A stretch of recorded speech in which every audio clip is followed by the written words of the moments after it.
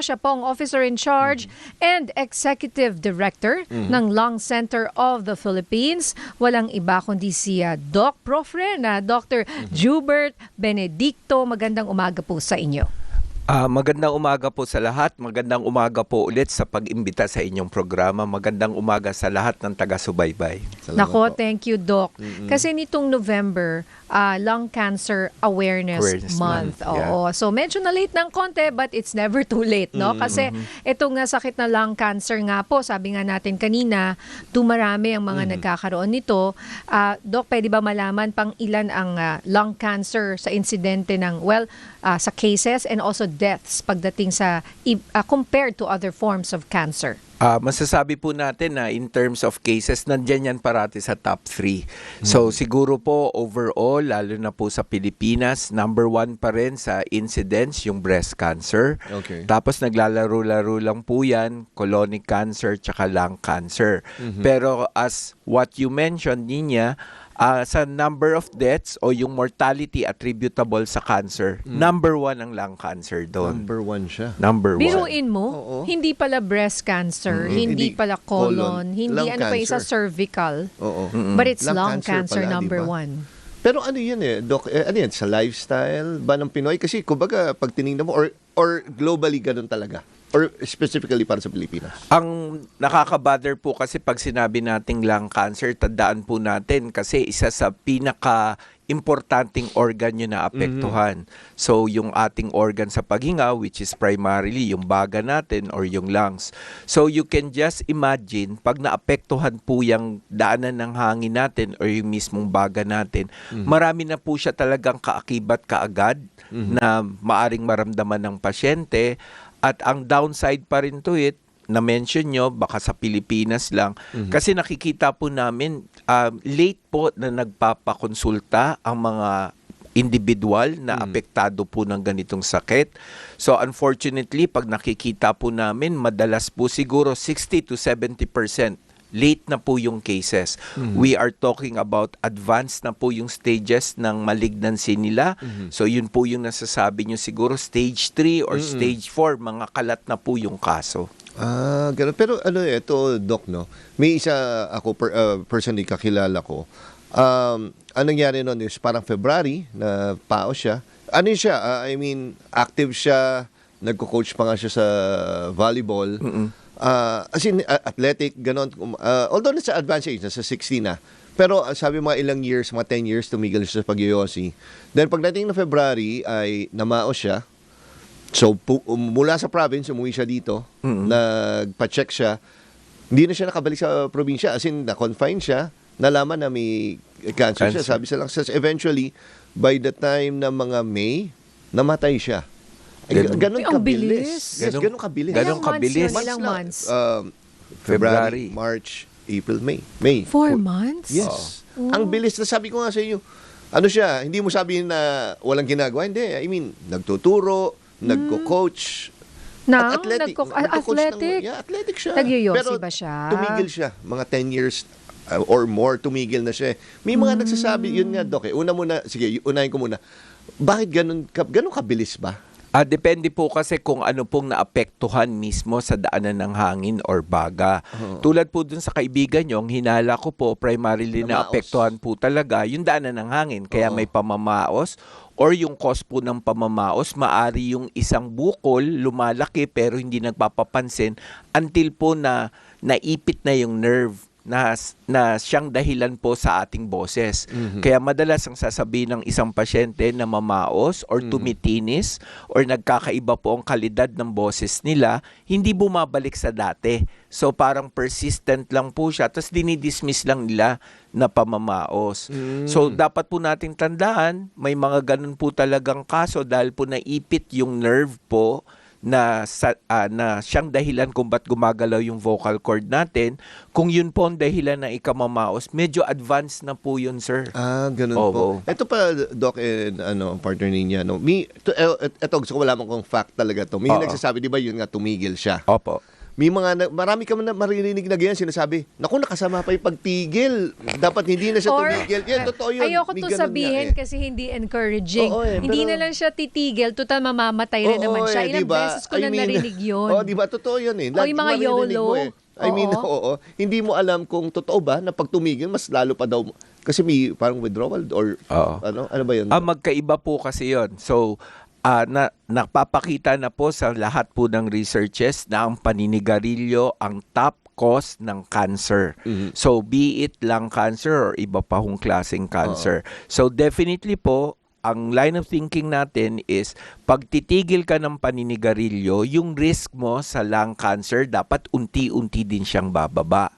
Pero naintindihan din po natin sa mga researches ngayon na hindi lang naman po yung paninigarilyo yung cause ng lung cancer. So nandyan rin po bali yung mga genetic factors, so yung mga lifestyle na mention nyo po. So ang consistent lang po ng message namin bilang spesyalista sa baga is huminto talaga sa paninigarilyo, healthy lifestyle. Hindi po dapat yung ganun yung pag-iisip na, ay, total, nanigarilyo na ako. Tapos parang gawin na nating yung nade-derive kong pleasure because of this lifestyle. Hindi po. Tandaan po natin yung paninigarilyo, maaari rin po siyang mag-cause ng iba pang sakit, hindi lang po cancer. So, ang line of thinking talaga, quit smoking. Yes, kasi nga iniisip nila lung cancer lang, but it can also be connected yung paninigarilyo.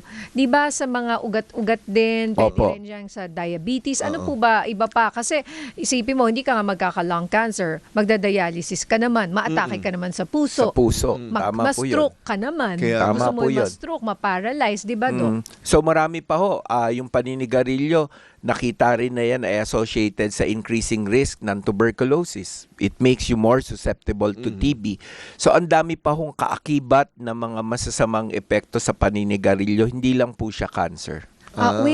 Wait yung TB, yung pwedeng maging lung cancer? Hindi po.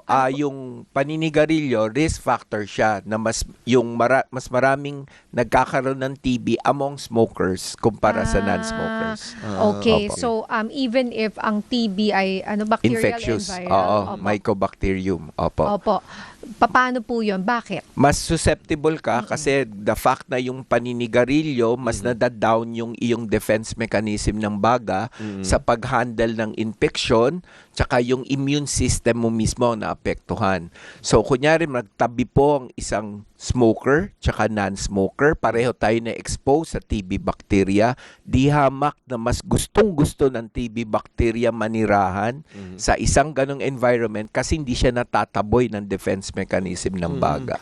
Doc, kunyari, May tumigil. vaping pa. Sorry, yung vaping. vaping Tatanong ko eh. Isa pa yun. Tanong ko eh. Yun nga, kung tumigil ako, Yossi, tas nag-vape ka, di ba?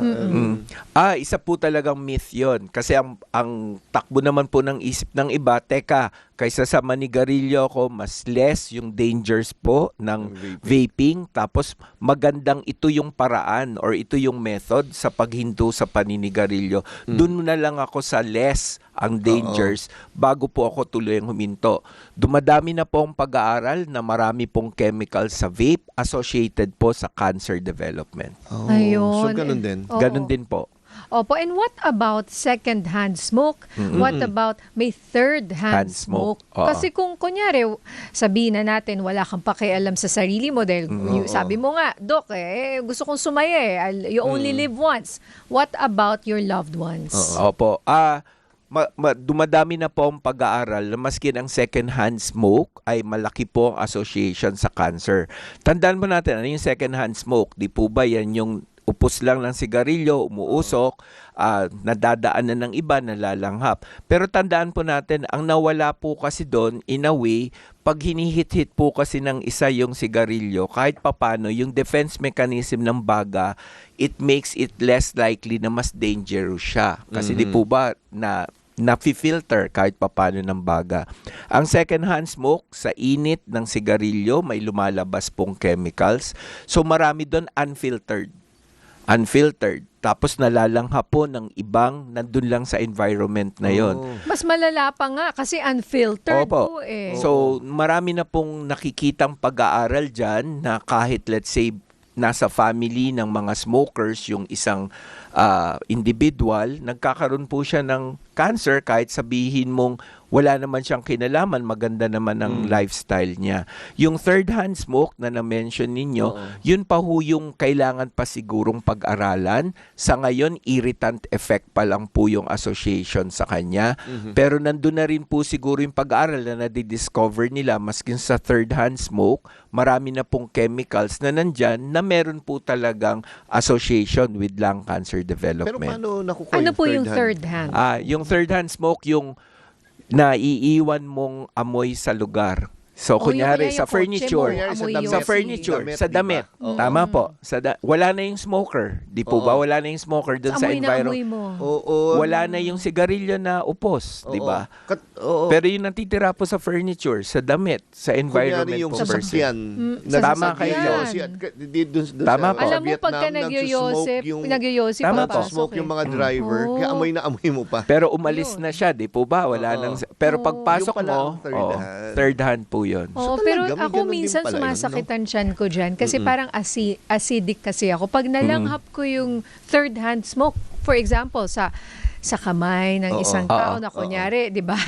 Kahalubilo Sorry po, mo. kuya, ngayon naglagay ng mic sa akin. Kunyari ka, naamoy ko. Talagang sumakit yung tiyan ko. Talaga? Ganun katapang for me Pero sometimes. ikaw never, kahit school Oo. days mo, never mo tinry. Ano ba? Ako Mahirap. oo, college, pero yung forma lang, pag-iinom, gusto ko Tayo addicted, oo. magpa-cool. Alam mo Pero nung wala bata ka? sinisipon ako nun eh. Pag Oo. after definitely magkakasipon ako. Tsaka bihirang-bihira lang. Pag Tsaka umiinom kasi lang. ako, Pero ngayon totally tinigil ko. Lumaki ako 20 sa years. environment. Well, yung tatay ko talagang hindi naman, never. Oo. I mean, hindi ako nakakita. I mean, Yeah. sa aking immediate family. Pero mga tito ko, talagang nagyoyosi Sa reunion. sila. Tapos Sa mga reunion. sinasabihan lagi sila ng kunyari ng mommy ko na wag na kayong stop. Kaya, alam mo yon, nakita ko yung difference rin syempre sa pangangatawan. Madali sila nagkasakit, na-atake sa puso. Kaya nga, eh. Love na love ko pa naman yung mga tito ko na yon. Oo. Kaya lang talaga maano sila. Oo. Yes. Kasi nung mga dati naman, usong-uso yan. Even nga po sa mga opisina. At least ngayon, medyo banned na eh. Tama. Maraming Tama. lugar ang nag-ban. Kahit sa mga bar, dati yung mga bar, pwede ka mag-yosi doon. Pag nagsusurveillance ako dati sa lumang program sa ABS, as in langham mo talaga yung usok dahil nag-yosi sila sa loob Kahit eh. saan, di ba? Oo, tapos paglabas mo, kaamoy mo na sila. Oh, Tama. yeah, para ka Oo. na rin Para ka nag-yosi nag-yosi na rin. di ba? Oo. Di ba? Oo, Ang ano pala sa buti ganun. na lang po ngayon, medyo mas strict. Ano? May mga lugar talagang ini-implement nila yung ban. Opo, maganda yun, may ganon, pero ang kalaban po namin bilang professional, actually sa ngayon, vaping. Oo. Kasi sa tingin ko talaga hindi siya na-i-implement strictly, di po ba?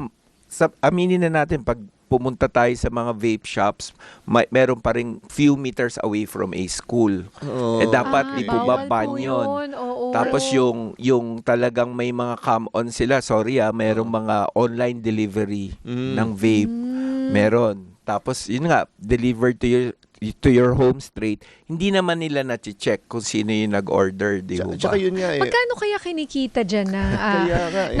hindi. Pag pumunta ka nga ng Divisoria, meron yung mga mumurahin na di po ba? mga Oo. oil. Opo. Minsan pupunta ako ng Divisoria, makita ko, saan ko itong pinagbibili ng mga tao? Nakikita ko Oo. yung oil doon sa vape. What if Lawson yan or ano? Kaya nga, Anyway, di ba? Lawson naman talaga siya. Oo. But di ba ang BIR dati walang ginawa kundi mang raid? Lagi ako kasama nila dati pag may Oo. operation sila, magpapasara sila. Pero dahil walang label lang, not necessarily dahil yung content And niya fake or what? Oo. Ang Hindi sinisita nagbayad nila, ng tax. yes, hindi nagbayad ng tax. Iba pa yata yung gumagawa na ganun. Pero yun nga, partner and doc, no? Di ba nagtaas na tayo ng sigarilyo, ng Opo. presyo ng sigarilyo, naghigpit tayo with regards to smoking, hindi siya bumaba. Bumaba po siya in a way. So yun po ang good news. Kaso nakikita po naming signal yung pagbaba po ng mga smokers natin, nag-shift sa vape. So yun po yung bothersome. So may signals po doon na So pag tinanong nyo kami, ano ba talagang ipaglalaban ninyo? Ganyan. Well, yung sa Philippine College of Chest Physicians, gusto namin suportahan talaga yung parinig ng DOH na kung pwede may total vape ban. Yeah, bakit Opo. kaya, bakit ganon? Parang hindi pareho. Di ba? Depende rin sa LGU. Kasi may LGUs Tama. nag-i-implement malaki. Opo. No vaping. Kunyari, Oo. San Juan ba and Mandaluyong, may may nahuli. Nagreklamo nga siya. Kanya, eto na, ano naman masasa, nagreklamo siya, hinuli siya, nagve-vape siya, pinagmumulta ng 2,000. Dahil nakita ko to sa post ng isa sa may nagpadala sa akin. Tapos nagreklamo yun, sinisingil niyo ako. Ito ng mga Pilipino, mga reklamo na sinisingil niyo 2,000 samantalang lahat na lang billion ng flood control projects lagi niyo. doon Lahat na lang. Siyempre, lahat na ito para mo. Mali pa rin yung ginawa mo. mali It pa doesn't rin. make what you did right. Kaya Kung nga, sinabi na ngang bawal mag-vape dito. At may Simple ganun na nga multa. lang, hindi mo pa masunod di ba? Yun na nga, tsaka ako rin, well, kasi hindi rin siya aware. Minsan Oo, hindi lang, pero- kulang rin ng info dissemination. Pero iba pa ba, Doc, yung vape, e-cig? May e-cig pa, di ba? Yung maninipis. E-cigarette. Oo, Opo. ano ba yun? Magkakaano lang po yan. Parehas Kung lang yan, magkakaligal flavored. lang sila. Parehas, walang Oo. lesser evil doon. Wala pong lesser Lesser evil. evil doon. Ang Okay. mahirap po, to be honest, is hindi po katulad siguro ng sigarilyo na marami ng long-term studies. Kaya ang lakas na namin magsabi, hindi, may association ang, let's say, cancer, ganitong klaseng cancer, hindi lang lung cancer, sa smoking, iba pa hong disease condition tulad ng atake sa puso. Sa vape po, tsaka e-cigarette, wala pang masyadong long-term. Ganun. Kaya, kumbaga, we are catching on the data, pero hindi po siya siguro kasing solid sa ngayon compared sa smoking. Pero Doc, yung ano yung magiging, ano pa yung difference ng TB tsaka lung cancer? Malaki ho ba? Opo, definitely, tulad ng na-mention kanina ni Ninya, pag TB, talagang mycobacterium po yun, infection. So, yun po, madaling gamutin. May gamot tayo doon available. Iba po ang approach namin doon. Iba po ang pag-establish ng diagnosis. Kumpara po sa lung cancer, in which case, talaga po nag-i-insist kami dyan na kumuha ng sample, mabiopsy mula sa baga para po masuri kung ano pong particular na cancer yon ng baga. And so,